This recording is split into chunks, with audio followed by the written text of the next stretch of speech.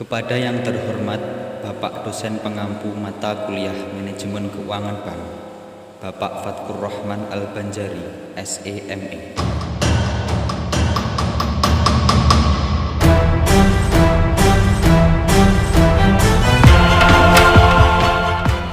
Assalamualaikum warahmatullahi wabarakatuh. Perkenalkan, saya Muhammad Khalil Khumaidi dari kelas 6H Perbankan Syariah, perwakilan dari kelompok 6, yang mana dalam hal ini saya akan membantu teman-teman untuk menjelaskan dan menerangkan materi terkait laporan keuangan bank serta komponen dalam neraca keuangan bank. Adapun pengertian laporan keuangan bank, yaitu laporan keuangan bank adalah laporan keuangan yang disusun sebagai bentuk pertanggungjawaban terhadap pihak-pihak yang berkepentingan dengan kinerja keuangan bank yang dicapai selama periode tertentu. Selanjutnya, pengertian neraca. Neraca merupakan ringkasan laporan keuangan. Artinya, laporan keuangan disusun secara garis besarnya saja dan tidak mendetail. Kemudian, neraca juga menunjukkan posisi keuangan berupa aktiva atau harta, kewajiban atau utang, dan modal atau ekuitas. Neraca merupakan laporan keuangan yang menunjukkan posisi keuangan perusahaan pada tanggal tertentu. Posisi keuangan yang dimaksud yaitu jumlah dan jenis aktiva atau harta dan pasiva atau kewajiban dan modal. Selanjutnya, komponen neraca keuangan bank. Dalam penyajiannya, aktiva dan kewajiban dalam neraca bank tidak dikelompokkan menurut lancar dan tidak lancar. Namun, sedapat mungkin tetap disusun menurut tingkat likuiditas dan jatuh tempo. Untuk penjelasan lebih lanjut akan dilanjutkan oleh teman saya. Untuk itu, saya persilahkan.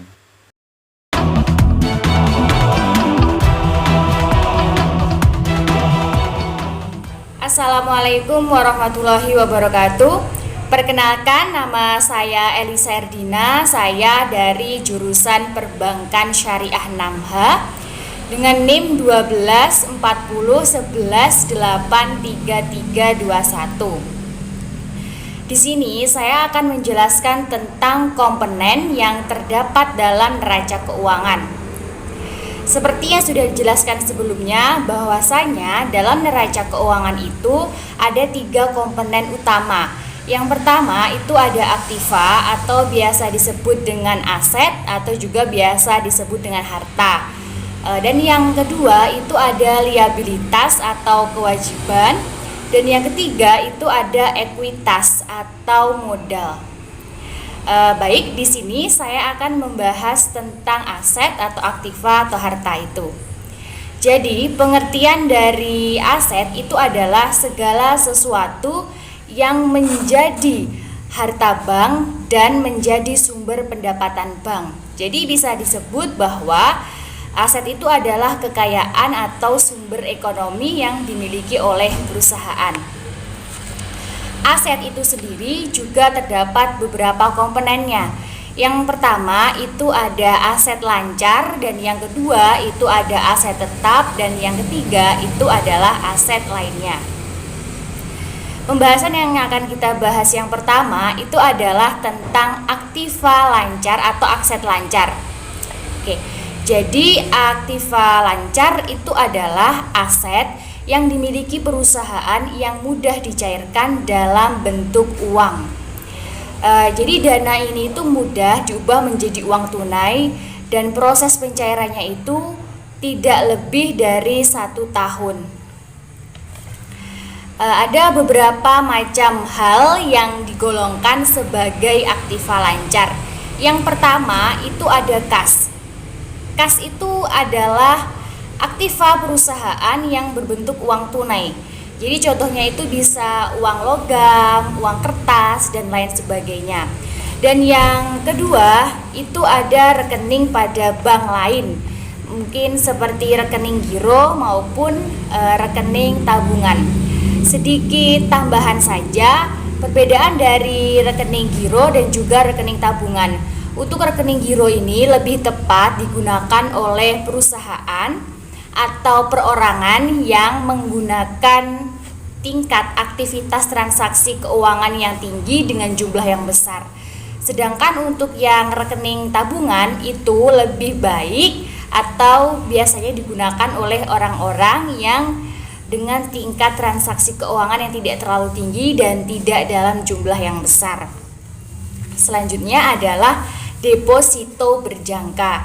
Jadi deposito berjangka ini adalah jenis deposito dengan jangka waktu dan penarikannya ini sesuai kesepakatan antara pihak bank dan juga pihak nasabah. Biasanya itu dalam kurun waktu 1 hingga 24 bulan.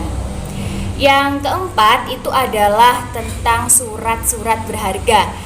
Seperti pengertiannya, seperti istilahnya saja ya, sudah surat-surat berharga.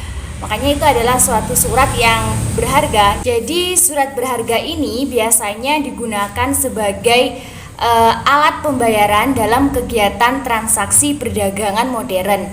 Jadi contoh-contoh dari surat-surat berharga ini seperti cek kayak gitu, terus surat obligasi, saham dan lain sebagainya. Dan selanjutnya itu adalah piutang ya. Istilah utang piutang mungkin sudah biasa ya di kalangan kita mengistilahkannya.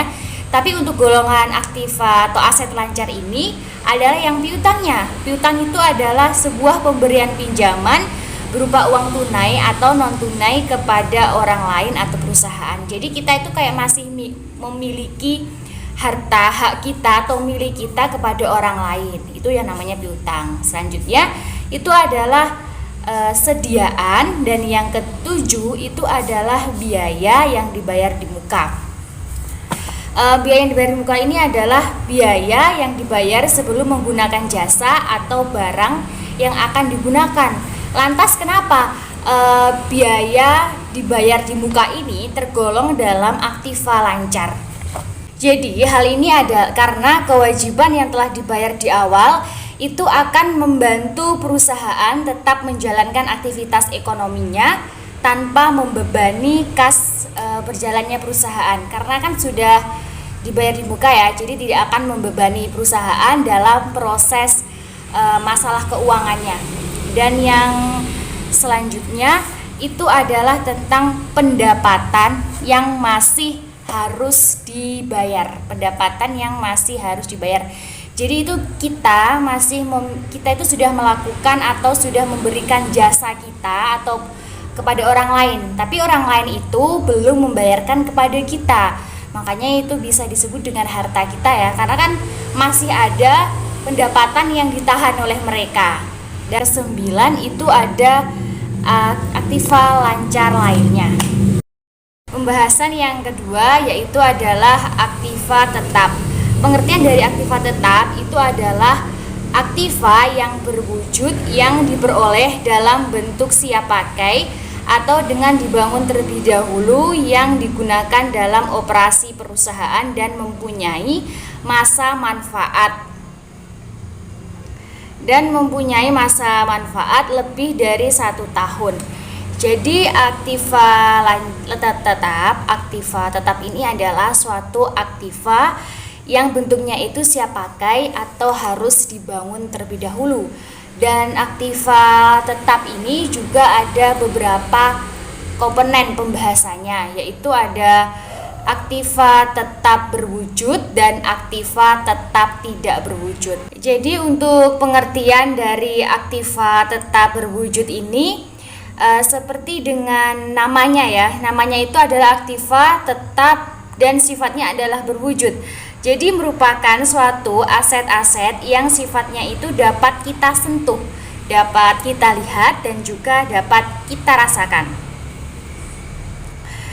Contohnya itu ada gedung dan bangunan, terus ada tanah, peralatan, kendaraan, mesin dan lain sebagainya yang sifatnya itu dapat dilihat, dapat disentuh dan juga dapat dirasakan.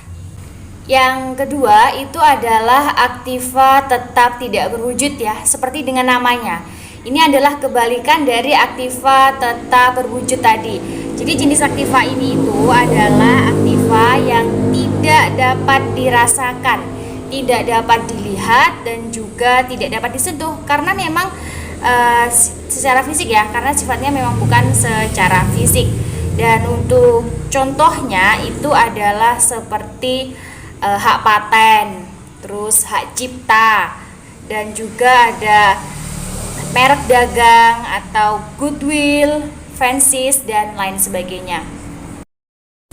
Aktiva yang terakhir itu adalah aktiva lainnya. Jadi jenis aktiva ini adalah suatu jenis aktiva yang tidak dapat digolongkan sebagai aktiva lancar maupun aktiva tetap. Jadi contoh dari aktiva lainnya itu adalah gedung dalam proses, tanah dalam penyelesaian, piutang jangka panjang, uang jaminan, dan yang terakhir itu adalah uang muka investasi.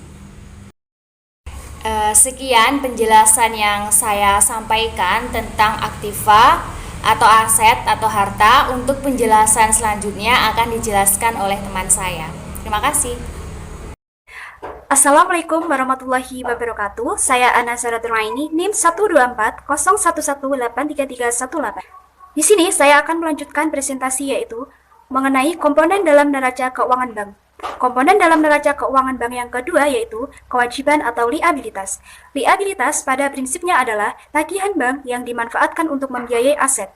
Sama halnya dengan aset yang disortir menurut likuiditasnya, pada laporan keuangan, liabilitas juga diurutkan berdasarkan urgensi pemenuhannya dan dikategorikan sebagai berikut. 1. Kewajiban lancar. Kewajiban lancar meliputi kewajiban yang harus diselesaikan atau dibayar dalam jangka pendek atau jangka 1 tahun. Misalnya, utang usaha atau utang dagang merupakan kewajiban yang muncul akibat transaksi pembelian barang atau jasa secara kredit yang berkaitan dengan kegiatan operasional perusahaan dan harus dibayarkan segera dalam jangka waktu singkat. Beban yang masih harus dibayar merupakan kewajiban perusahaan yang sudah terjadi tetapi belum dibayar. Pendapatan yang diterima di muka merupakan penerimaan uang oleh perusahaan namun belum direalisasikan barang atau jasanya. Utang pajak merupakan pajak perusahaan yang belum disetor ke kas negara atau pajak terutang.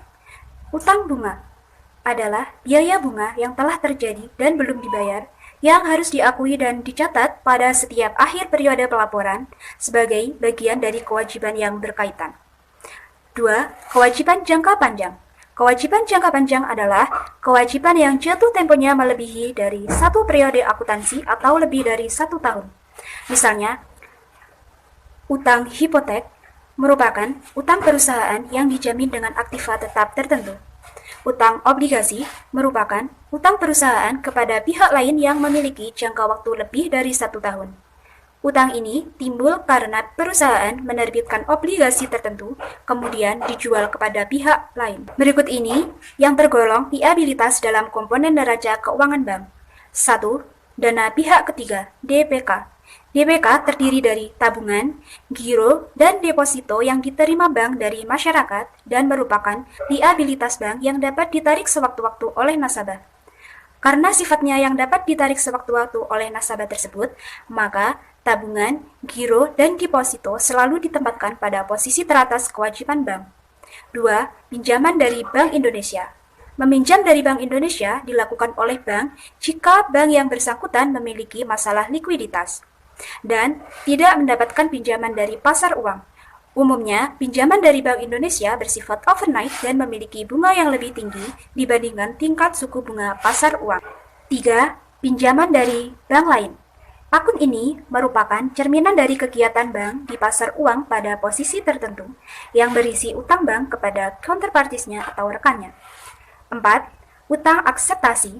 Utang akseptasi ini berkebalikan dengan tagihan akseptasi. Utang akseptasi adalah utang kepada bank lain yang timbul dari transaksi surat kredit berdokumen atau letter of credit. Pada prinsipnya, bank harus membayar sejumlah dana kepada bank counterparty karena bank counterparty tersebut telah menalangi pembayaran kepada beneficiary yang diterbitkan oleh bank yang dimaksud. 5. Surat berharga. Surat berharga merupakan harta perusahaan yang ditanamkan dalam bentuk kertas berharga. Surat berharga ini merupakan utang bank kepada para pemegang surat berharga. Surat berharga umumnya berjangka waktu di atas 1 tahun sehingga ditempatkan di bawah kewajiban-kewajiban bank lain yang harus dipenuhi dalam jangka waktu yang lebih pendek. Keuntungan memiliki surat berharga antara lain, bunga atau jasa atas surat-surat berharga tersebut. Kemudian, surat berharga dapat diperjualbelikan atau jaminan ke bank jika ingin mendapatkan uang tunai. Contoh surat berharga adalah sertifikat deposito, saham, obligasi, dan dapat segera diuangkan atau dijual jika dibutuhkan. 6. Pinjaman. Akun ini berisi pinjaman kepada pihak lain, bank, dari bank lain maupun lembaga non-finansial. Berbeda dengan akun pinjaman dari bank lain yang berisi kewajiban atas transaksi di pasar uang. Akun pinjaman berisi kewajiban atas pinjaman jangka panjang yang umumnya merupakan hasil perjanjian bilateral. Selanjutnya yaitu komponen dalam neraca keuangan bank yang ketiga, yakni modal atau ekuitas. Nah, pada dasarnya, modal atau ekuitas ini adalah tagihan pemegang saham pada perusahaan yang berbentuk modal disetor dan laba yang diakumulasikan sebagai laba ditahan. Modal disetor adalah modal yang telah dimasukkan pemegang saham sebagai pelunasan pembayaran saham yang diambil dari modal yang ditempatkan. Jadi, pada modal disetor ini, modal yang secara nyata telah disetor kepada perusahaan. Ini berarti bahwa keseluruhan saham yang dimiliki oleh perusahaan yang sudah dijual dan uangnya harus disetor sesuai dengan aturan yang berlaku. Berikut ini penjelasan singkat mengenai bentuk neraca. 1. Bentuk sekondro. Neraca berbentuk sekondro merupakan neraca yang bentuknya seperti huruf T, oleh karena itu sering juga disebut T-form. Dalam bentuk ini, neraca dibagi ke dalam dua posisi, yaitu di sebelah kiri berisi aktiva dan di sebelah kanan yang berisi kewajiban dan modal. Bentuk neraca jenis ini sering juga disebut bentuk horizontal. 2. Bentuk laporan.